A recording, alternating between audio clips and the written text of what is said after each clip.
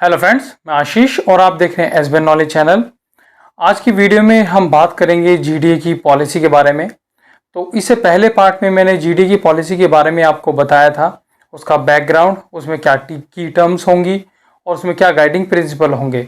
आज के पार्ट में मैं आपको बताऊंगा कि जो हमारी ग्रीन बेल्ट है, जो हमारा एलडीआरए जोन है, उसमें जो भी हमारे पास लैंड होगी उसमें हम क्या क्या चीज़ें बना सकते हैं।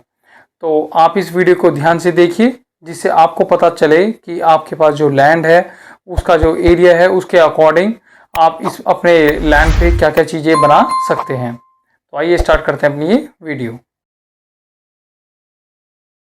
अब मैं बता देता हूँ आपको कि उसमें क्या क्या चीज़ें परमिटेड होंगी इस पॉलिसी के अकॉर्डिंग। तो अगर हम बात करें कि जीडीए पॉलिसी के अकॉर्डिंग हमें क्या क्या चीज़ें परमिसेबल होंगी, तो उसको इन्होंने जो जीडीए पॉलिसी है उसको 3 हिस्सों में बाँटा है। पहला जीडीए ग्रेड 1, ग्रेड 2, दूसरा ग्रेड 3। तो पहले हम बात करते हैं ग्रेड 1 की। ग्रेड 1 में आप देखेंगे जो मिनिमम लैंड एरिया कम से कम आपके पास 600 स्क्वायर मीटर का प्लॉट होना चाहिए, और 600 मीटर का प्लॉट जो है आपको 6 मीटर उसके आगे एक रोड होनी चाहिए। मतलब जैसे आपका ये प्लॉट है, तो इस पे एक जगह 6 मीटर की रोड होना ज़रूरी है, जिससे हम उसको एक्सेस कर सकें। तो वो ग्रेड 1 में आएगा। उसमें ग्रीन रेटिंग की हमें कोई ज़रूरत नहीं है। उसके बाद अगर मैं बात करूँ तो उसमें हम क्या एक्टिविटीज़ कर सकते हैं, तो पहला, उस 600 मीटर स्क्वायर मीटर के प्लॉट पे आप एग्रीकल्चर का काम कर सकते हैं, हॉर्टिकल्चर का काम कर सकते हैं, फ्लोरिकल्चर का काम, फॉरेस्ट्री का काम, ये सारे कर सकते हैं। वो जो हमारा स्मृति वन होता है वो बन सकता है उसको। अपने जो ब्यूरियल ग्राउंड्स होते हैं या सिमेट्रीज होती हैं, क्रीमेशंस होते हैं, आप कह सकते हैं इनको, जैसे कब्रिस्तान हुआ या शमशान घाट हुआ, ये बन सकते हैं इसमें। कंपोजिटिंग फैसिलिटीज़ आप लगा सकते हैं, natural waste water treatment facilities लगा सकते हैं, सोलर फील्ड और कोई भी अदर रिन्यूएबल एनर्जी इंस्टॉलेशन जो है वो आप उस पर कर सकते हैं। उसके बाद हम बात करें ग्रेड 2 की।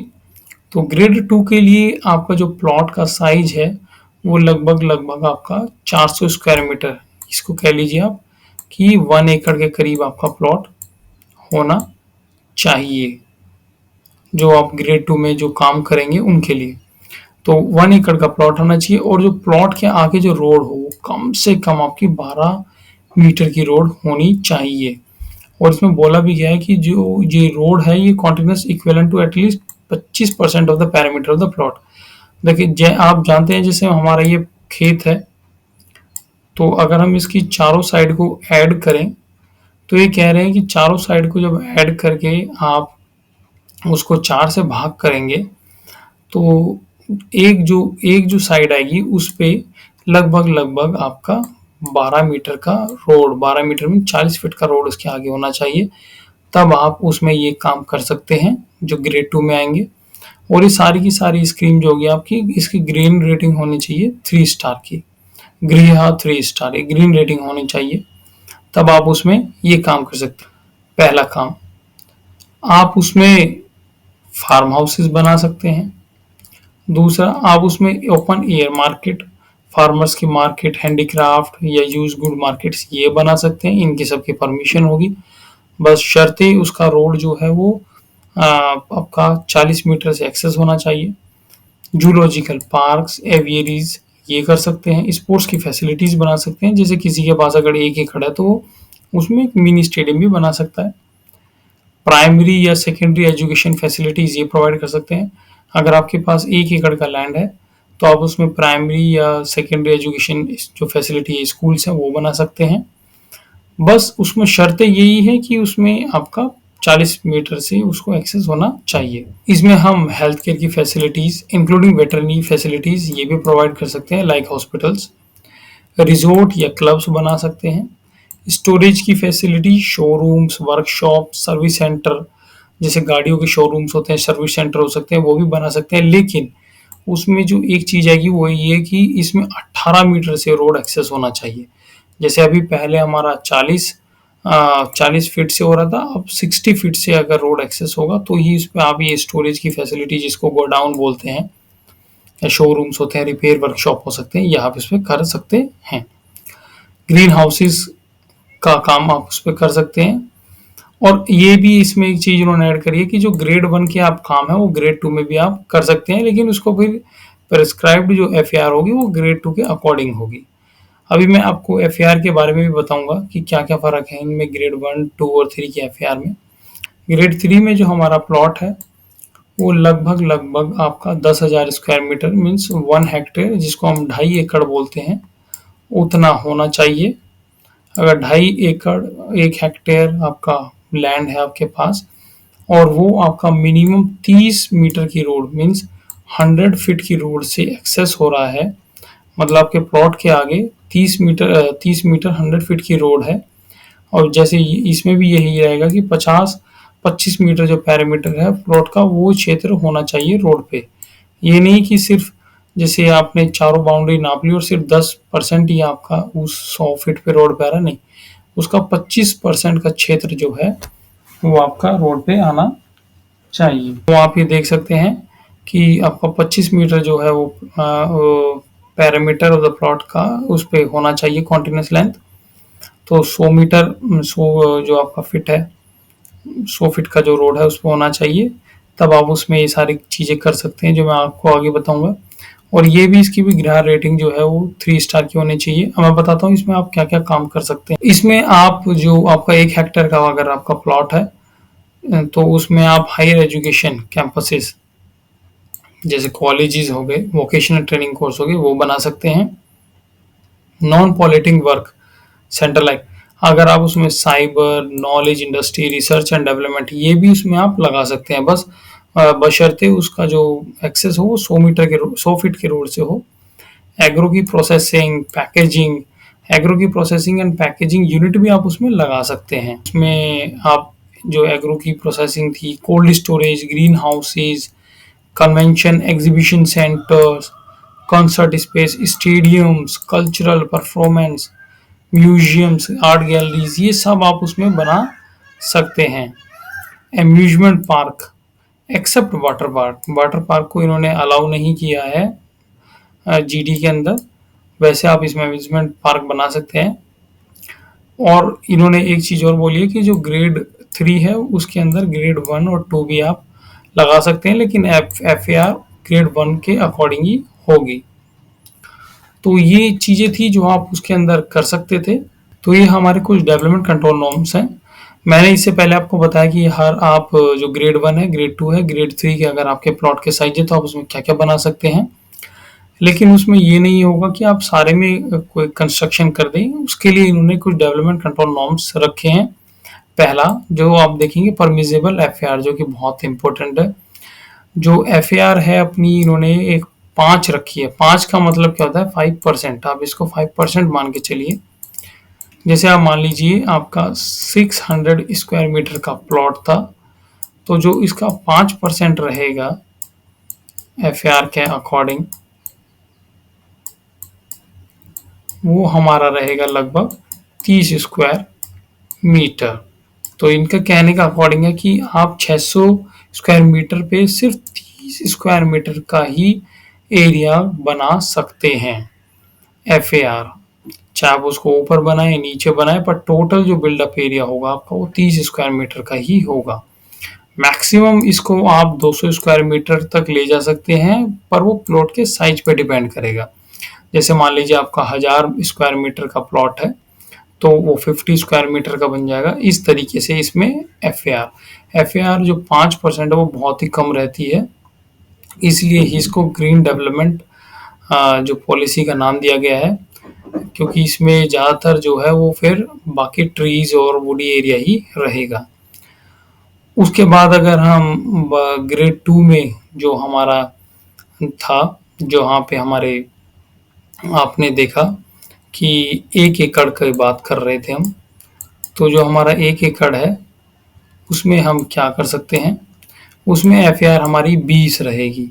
20 का मतलब जैसे मैंने आपको अभी समझाया, तो ये जैसे 4000 है, 4000 है अपना, और ये अपना 20 रहेगा।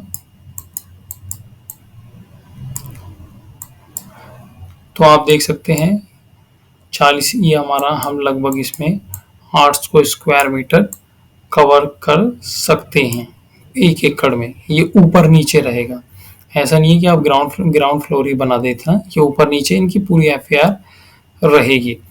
इनमें इन्होंने एक चीज देगी, एडिशनल परचेजेबल एफएआर ऑफ 10, मतलब आप 10% की एफएआर और खरीद सकते हैं। मतलब इसमें आप 800 में 400 और जोड़ दीजिए तो आप 1200 स्क्वायर मीटर तक उसमें बना सकते हैं। ये इनका कहना है कि 1200 स्क्वायर मीटर आप उसमें बना सकते हैं। फिर हम आते हैं 1 हेक्टेयर वाले में, जो ग्रेड 3 था, जिसका 1 हेक्टेयर का प्लॉट होगा 2.5 एकड़ का, या लैंड ऑफ ओनर्स का जिनका प्लॉट होगा। तो इसमें आप एफएआर जो है उन्होंने 60 दी है, और इसमें एडिशनल जो परचेजेबल एफएआर होगी वो 20 आप और ले सकते हैं।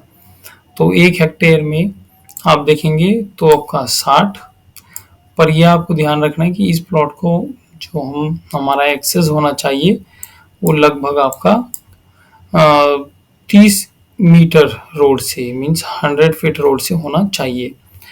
तो ये इसकी एफएआर जो होगी वो 60 होगी, और ये 1 हेक्टेयर के करीब इसका होगा। 1 हेक्टेयर को हम बोलते हैं 10,000 स्क्वायर मीटर। तो आप देख सकते हैं 10,000 स्क्वायर मीटर, तो लगभग आप 6,000 स्क्वायर मीटर तक इसमें बना सकते हैं। अच्छा, ये आप 6,000 स्क्वायर मीटर तक इसको बना सकते हैं। तो ये भी मैं आपको बता दूं, ये जो 6,000 स्क्वायर मीटर है इसमें काफ़ी बड़े-बड़े जैसे फूड प्रोसेसिंग इंडस्ट्रीज की बात की गई थी वो लगेगी, या फिर कॉलेजेस की बात थी। लेकिन इसमें जो आप 6,000 स्क्वायर मीटर बनाएंगे वो ऊपर नीचे रहेगा, या कोई भी इंस्टीट्यूशन होगा तो ऊपर नीचे इसके फ्लोर्स का एरिया एफएआर काउंट होती है, वो सिर्फ ग्राउंड फ्लोर से नहीं होती, वो जो भी बिल्डिंग रहेगी उसके। और इनमें जो जीडी की पॉलिसी है, इनमें जब ये अपर लिमिट भी बताएंगे, जैसे दिल्ली में इस समय 15 मीटर तक चल रही है, तो ग्रीन बेल्ट में देखना पड़ेगा हमें कि कितनी होगी, कि जो हमारी हाइट होगी वो हम कितना उसको ऑपराइज कर सकते हैं, 2 मंजिल, 3 मंजिल या 4 मंजिल तक। अच्छा, अब हम ग्रेड 1 में ही जो मैक्सिमम ग्राउंड कवरेज की बात करें तो हमारा 5% जो प्लॉट है वो कवर होना चाहिए। 1 एकड़ में से हमारा 10% कवर होना चाहिए। और जैसे आप, इसका क्या मतलब है कि 400 स्क्वायर मीटर कवर होना चाहिए।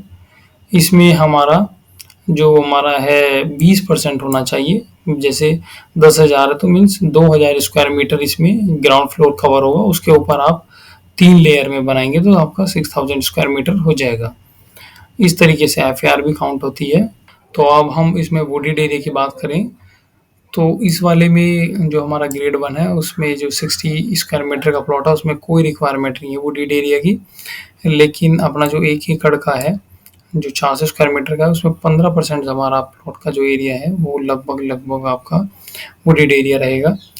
और जो आपका ये 1 हेक्टेयर वाला है 10,000 स्क्वायर मीटर, लगभग 45% आपका प्लॉट का एरिया वुडेड रहेगा। तो आप 3 मंजिल जब उसकी बना लेंगे तो उसके बाद भी आपको 20% ये कवर हो जाएगा, और 45% आपका ये प्लॉट के एरिया में वुडेड एरिया होना चाहिए। उसके बाद हम बात करते हैं सेटबैक्स की। सेटबैक्स भी काफ़ी इंपॉर्टेंट है। तो 3 मीटर का सेटबैक्स होना चाहिए इसमें ऑन ऑल साइड्स। तो जैसे आपका ये एक प्लॉट है तो आप प्लॉट जो है वो उसके अंदर इस तरीके से बनाएंगे कि यहाँ पे भी 3 मीटर छोड़ा जाएगा, यहाँ पे भी 3 मीटर छोड़ा जाएगा, यहाँ पे भी 3 मीटर, यहाँ पे भी 3 मीटर, यहाँ पे भी 3 मीटर, मीन्स आप 10-10 फीट तीनों चारों तरफ से छोड़ेंगे तभी वो प्लॉट आपका पास हो पाएगा। अगर हम बात करें 1 एकड़ वाले की तो 1 एकड़ वाले में आप देख सकते हैं कि इसमें जो फ्रंट है वो 10 मीटर लगभग 30 फीट आपको यहाँ से छोड़ना पड़ेगा। उसके बाद आपको अपना प्लॉट बनाना पड़ेगा, और 5 मीटर का जो सेटबैक्स है वो रिमेनिंग साइड, मतलब इधर भी 5 मीटर 15 फीट के करीब 15-16 फीट, इधर भी 15-16 फीट और पीछे भी आपको 15-16 फीट छोड़ना होगा, तब जाके आपका जो ये एरिया है ये पास होगा। इसी तरीके से जो हमारा 1 हेक्टेयर वाला है उसमें 10 मीटर हर तरफ से छोड़ना होगा, तभी आपका ये एरिया पास होता है।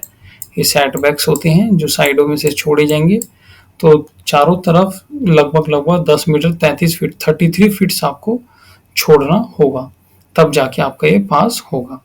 तो अब हम बात करेंगे बेसमेंट की। जो हमारा ग्रेड 1 है उसमें बेसमेंट की कोई परमिशन नहीं रहेगी हमें, लेकिन हमारा जो 1 एकड़ वाला प्लॉट है उसमें हमें बेसमेंट की परमिशन होगी, लेकिन वो परमिशन होगी हमें बिल्ड स्ट्रक्चर, मतलब आप इसी के अंदर उसको बनाएंगे, इसी के नीचे उसको बनाएंगे।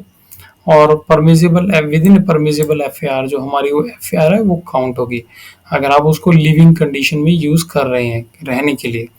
लेकिन कुछ चीज़ों में उसकी एफएआर को छूट दी गई है, एफएआर में छूट दी गई है। जैसे अगर आप उसको रिक्रिएशन में खेल कूद के लिए ले रहे हैं या स्टोर के लिए ले रहे हैं या कुछ कंडीशन होंगी, वो मैं आपको आने वाली वीडियो में बताऊंगा कि बेसमेंट के लिए हमारे कुछ कंडीशन है, उसके उसमें आपको ये रिलैक्सेशन मिलेगी कि वो आपका एफआईआर में काउंट ना हो।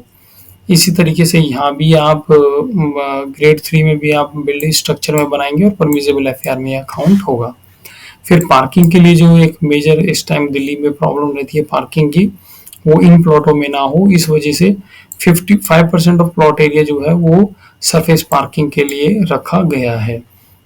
600 में से 5% मतलब 30 स्क्वायर मीटर आपका पार्किंग के लिए रखा गया है, और 10% आपका प्लॉट एरिया इसमें पार्किंग के लिए रखा गया है। 1 एकड़ वाले में लगभग आप 400 स्क्वायर मीटर कह सकते हैं। तो ये प्लॉट का एरिया जो है पार्किंग के लिए रखा गया, तभी आपका प्लॉट पास होगा।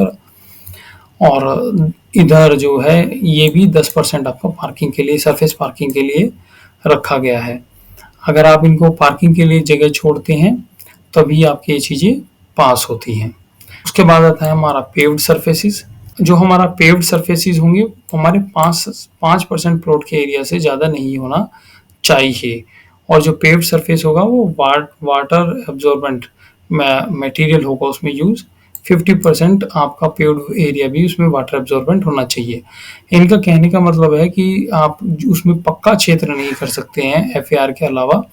अगर आप एफएआर के अलावा उसमें पेव्ड सरफेस करना चाहते हैं तो सिर्फ प्लॉट का 5% कीजिए हर प्लॉट के अकॉर्डिंग, और उसमें भी आपको 50% इस तरीके से रखना है कि उसमें पानी एब्जॉर्ब होता रहे ज़मीन में, तभी आप उसको पेव्ड सरफेस रख सकते हैं।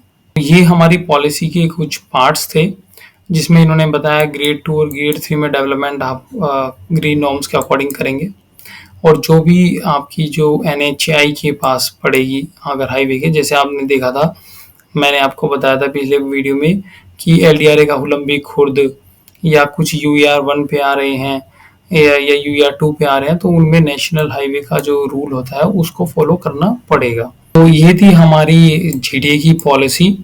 इसमें कुछ पार्ट और भी हैं कि जैसे हमारे जो फार्म हाउसेस बनेंगे उसमें इन्होंने एक स्पेशल प्रोविजन रखा है, उसको मैं आपको अगली वीडियो में बताता हूँ। और कुछ चीज़ें और हैं जो इन्होंने परमिटेड की हैं इस पॉलिसी के अंदर, तो ये वीडियो काफ़ी बड़ी हो जाएगी, इसलिए मैं उसको आपको अगले पार्ट में बताता हूँ कि उनमें हम कैसे फार्म हाउसेस को ब्रेक कर सकते हैं और क्या क्या उनमें परमिशन हमें दी गई है डीडी के थ्रू। तो ये हमारी प्रपोज पॉलिसी थी जीडीए की। फ्रेंड्स, ये थी हमारी अपनी जीडीए पॉलिसी पार्ट 2, जिसमें मैंने आपको बताया कि आपके पास जो ग्रीन बेल्ट में या एलडीआरए क्षेत्र में जो लैंड अवेलेबल है आप उसमें क्या क्या चीज़ें कर सकते हैं। तो अगर आपको ये वीडियो अच्छी लगी तो इसको लाइक कीजिएगा, शेयर कीजिएगा, और चैनल पर अगर नए आए तो चैनल को सब्सक्राइब कीजिएगा। मिलते हैं आपसे हम नेक्स्ट वीडियो में, तब तक के लिए जय हिंद, जय भारत, नमस्कार।